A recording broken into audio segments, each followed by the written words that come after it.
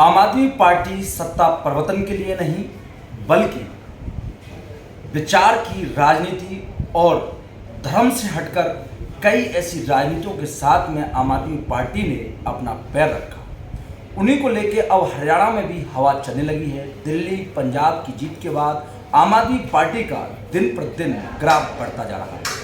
कहीं ना कहीं भारतीय जनता पार्टी और कांग्रेस पार्टी के बीच में यह खलने लगी है आम आदमी पार्टी। जी हाँ, नमस्कार, आप देख रहे हैं नव समाचार। मैं हूं रमाकांत उपाध्याय। हमारे साथ आम आदमी पार्टी के प्रदेश यूथ अध्यक्ष अरुण हुड्डा जी मौजूद हैं। अरुण जी, आम आदमी पार्टी जब से आपके हाथ में यूथ की विंग आप संभाल रहे हैं, कैसा लग रहा है? क्या लग रहा है कि आम आदमी पार्टी का जो यूथ है या फिर हरियाणा का यूथ है उसका भविष्य समय पर क्या सुनहरा होगा? बिल्कुल, जो माननीय अरविंद केजरीवाल जी ने, हमारे नेता सुशील कुमार गुप्ता जी, अनुराग जी ने जो जिम्मेदारी हमको दी है वो संभालने के बाद बहुत ही अच्छा लग रहा है। दूसरी बात, हरियाणा का युवा जो अपने आप को ठगा हुआ महसूस कर रहा था, जो अपने आप को अंधकार की तरफ जाता हुआ महसूस कर रहा था, जो सोच रहा था कि ईमानदारी की नीति, नेता और पार्टी खत्म हो गई है, उसको एक उम्मीद की किरण के रूप में अरविंद केजरीवाल जी आम आदमी पार्टी और युवा संगठन की तरफ वो उम्मीद भरी नज़रों से देख रहा है। उन युवाओं को सबको साथ जोड़कर हम लड़ाई लड़ेंगे और इनकी जन विरोधी बीजेपी और जेजेपी की नीतियों के खिलाफ लड़ाई लड़ते हुए इस सत्ता को पलटने का काम करेंगे और एक अच्छी साफ सुथरी सरकार हम बनाएंगे। बिहार में परिवर्तन हुआ है, आप देख रहे होंगे कि जिस प्रकार से नीतीश जी भारतीय जनता पार्टी के साथ में गठबंधन में थे, अब उन्होंने छोड़ दिया। क्या लग रहा है कि इससे क्या मैसेज है? आप कह रहे थे अभी कुछ समय पहले कि अरविंद केजरीवाल केंद्र के नेता हैं, आगामी 2024 में हो सकते हैं हमारे देश के प्रधानमंत्री। देखिए, बिल्कुल हो सकते हैं और होंगे, निश्चित तौर पर होंगे, क्योंकि आज देश को ज़रूरत है सबसे पहले एक ईमानदार नेता, एक ऐसे नेता की जो बात करे जिसकी कथनी और करनी में फ़र्क ना हो, जिसकी बात पर जनता विश्वास करे। क्योंकि हमने देखा 2014 में बड़े बड़े वादे मोदी साहब ने किए। 2 करोड़ रोजगार लाएंगे, काला धन वापस लाएंगे, स्वामीनाथन के आयोग रिपोर्ट लागू करेंगे, माताओं बहनों को उनकी इज्जत बढ़ाएंगे, बुजुर्गों को फ्री इलाज देंगे, पेंशन देंगे। एक भी वादा उनमें से पूरा नहीं किया। मुख्य रूप से मैं युवाओं की बात करूं तो 22 करोड़ युवाओं ने अप्लाई किए जब से बीजेपी की सरकार बनी। केवल लगभग 7 लाख नौकरियां, सरकारी आंकड़े बोलते हैं 7 लाख केवल नौकरियां दे पाए हैं। 8 साल हो गए, 8 साल के हिसाब से 16 करोड़ बनता था, 16 करोड़ में से 7 लाख। झूठे नेता, झूठी बातें, झूठी पार्टियां, अपने घर, अपने दोस्त, अंबानी अडानी, 5G स्पेक्ट्रम, एक के बाद नीरव मोदी, ललित मोदी, एक के बाद एक घोटाले। अरुण जी, भाजपा ने झूठे का टैग का अरविंद केजरीवाल के माथे पे भी मर दिया है। यही तो होता है, जो सबसे बड़ा झूठा होता है वो सबसे पहले दूसरे को झूठा बोलना स्टार्ट करता है।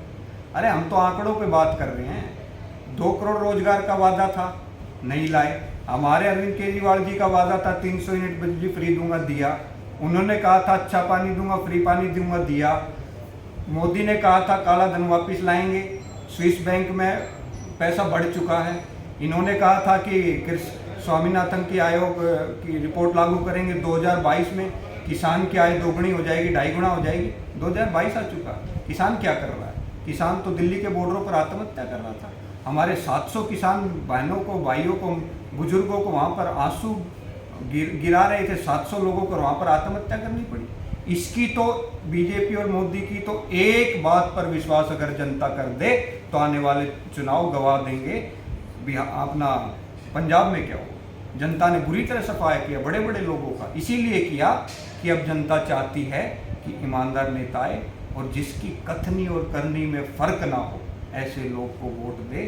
और हरियाणा में ऐसे नेता, प्रदेश में, देश में ऐसे नेता सिर्फ एक ही बात। गोपाल राव के साथ में आप मिलकर एक नई योजना ला रहे हैं जो कि रोजगार योजना के नाम से आप उसको ट्वीट भी किया आज आपने, तो क्या है वो पूरा थोड़ा सा जनता जानना चाहिए। संयुक्त रोजगार समिति के माध्यम से एक हमने गोपाल राय जी की अध्यक्षता में उन्होंने एक राष्ट्रीय रोजगार नीति का ड्राफ्ट बिल पेश किया है। उन्होंने पहले तमाम एमपी से, प्रधानमंत्री से रिक्वेस्ट की थी कि राष्ट्रीय रोजगार नीति बननी चाहिए। वो नीति नहीं बनाई सरकार ने, कान पर तो जू तक नहीं रहेगी। 1-1.5 साल के प्रयास के बाद, तकरीबन 200 से ज़्यादा संगठनों की भागीदारी के बाद, बड़े बड़े अर्थशास्त्रियों की भागीदारी के बाद, पूरे देश से युवाओं से को, प्रोफेसरों को, वीसीओ को, अर्थशास्त्रियों को मिलाकर एक बिल ड्राफ्ट किया, राष्ट्रीय रोजगार नीति। उसको प्रधानमंत्री जी को भेजा गया कि आप नहीं बना रहे तो हमारा इस पर चर्चा कीजिए और इसमें कुछ ऊपर नीचे करके कम से कम राष्ट्रीय रोजगार नीति बनाइए, लागू कीजिए। उसमें क्या है कि सबसे पहले सरकारी पद जो रिक्त हैं वो समय सीमा पर, तय समय सीमा पर भरे जाने चाहिए, अच्छी साफ सुथरी नीयत के साथ भरे जाने चाहिए, पेपर लीक जैसी चीज़ें ना हों, और हमारे युवाओं को सरकारी नौकरियां और काबिल जो जिस प्रकार की स्किल है या जिस प्रकार की भी उसमें चीज़ें, उसको नौकरी की तरफ बढ़ाया जाए, ना कि वो जब पढ़ लिख कर बेरोजगार घूमे उसको नशे की तरफ जाना पड़े।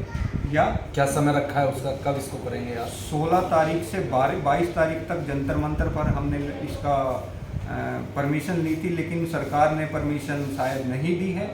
तो हम गगन सिनेमा पर वहाँ से की शुरुआत करेंगे, पैदल यात्रा करेंगे जंतर मंतर तक, देखते हैं सरकार कहाँ तक जाने देगी। लेकिन हमारा आंदोलन पूरे देश से बहुत बड़े बड़े संगठन आ रहे हैं, सब लोग दिल्ली में डेरा डालेंगे, शांतिपूर्ण ढंग से कानून की मर्यादा में रहकर अपना आंदोलन चलाएंगे। प्रदेश के यूथ अध्यक्ष हैं, कार्यकाल 3 साल का है, क्या लगता है आप 3 साल में आम आदमी पार्टी हरियाणा में यूथ को क्या दे के जाएंगे?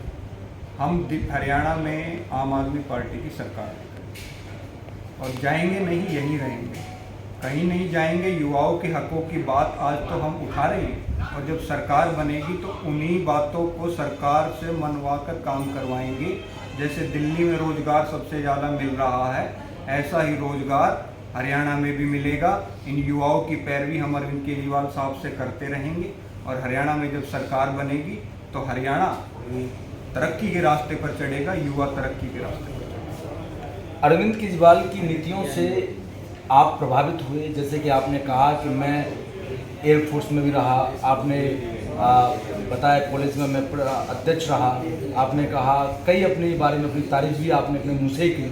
तो वही मैं जानना चाहता हूँ, एक बार जनता को बताइए कि ऐसी कौन सी आपको नीति पसंद आ गई जो आप आम आदमी पार्टी में चले आए? सबसे बड़ी बात तो जैसा कि मैंने बताया कि वो ईमानदार नेता, उनकी नीति और नीयतें अच्छी। दूसरी बड़ी बात, आज हिंदुस्तान और हरियाणा जिस चौराहे पर खड़ा, जिन मूलभूत चीज़ों की आवश्यकता आम जनमानस को उनको कोई पूरा कर सकता है तो अरविंद केजरीवाल जी कर सकते हैं। आज सभी बच्चों को अच्छी शिक्षा की जरूरत है, देश में सिर्फ अरविंद केजरीवाल जी अच्छी शिक्षा दे रहे हैं। उनको, बुजुर्गों को अच्छी स्वास्थ्य की ज़रूरत है, युवाओं को अच्छे स्वास्थ्य की ज़रूरत है।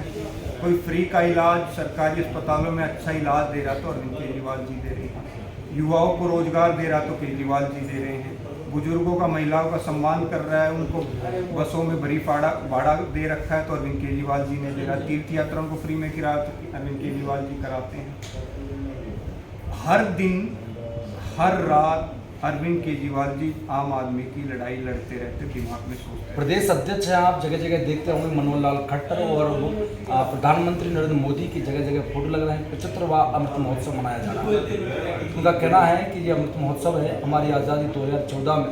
ऐसे कुछ उनके मंत्रियों ने भी कह दिया कि 2014 में आज़ादी मिली। क्या लगता है आपको, 2014 वाली आज़ादी में आप जी रहे हैं या फिर 1947 वाली आज़ादी में?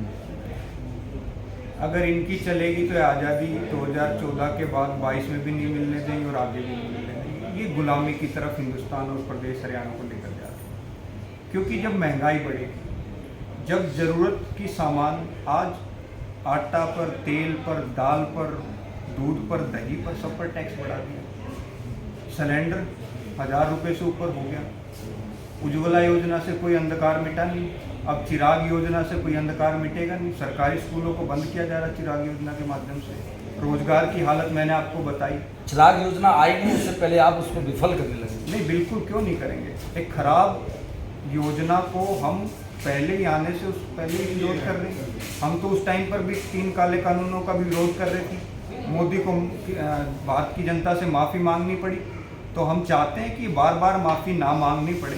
ये कुछ अच्छी नीतियां लेकर आए इस देश के बारे में, इस प्रदेश के बारे में बीजेपी कभी तो सोचे। केवल अंबानी, अडानी और इन सब के, नीरव मोदी और इन सब के बारे में ना सोचे। इन्होंने 10 लाख करोड़ रुपया उनका लोन माफ़ कर दिया और गरीब को 300 यूनिट फ्री बिजली मिलती है तो इनको कितनी लगती है। 5 लाख करोड़ रुपया इन्होंने ब्याज का माफ़ कर दिया अपने दोस्तों का।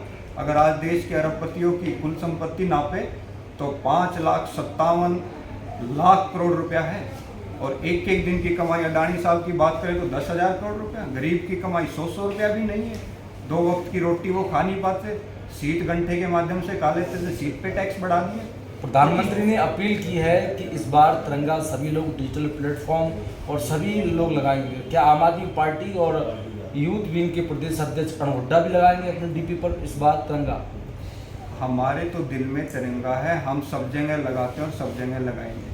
प्रधानमंत्री होने के नाते में उस कुर्सी का सम्मान करता हूँ, लेकिन ऐसी सोच पर जो सोच कहे कि तिरंगे के पैसे भी गरीब आदमी को देने पड़े, उस सोच पर मैं धिक्कारता हूँ।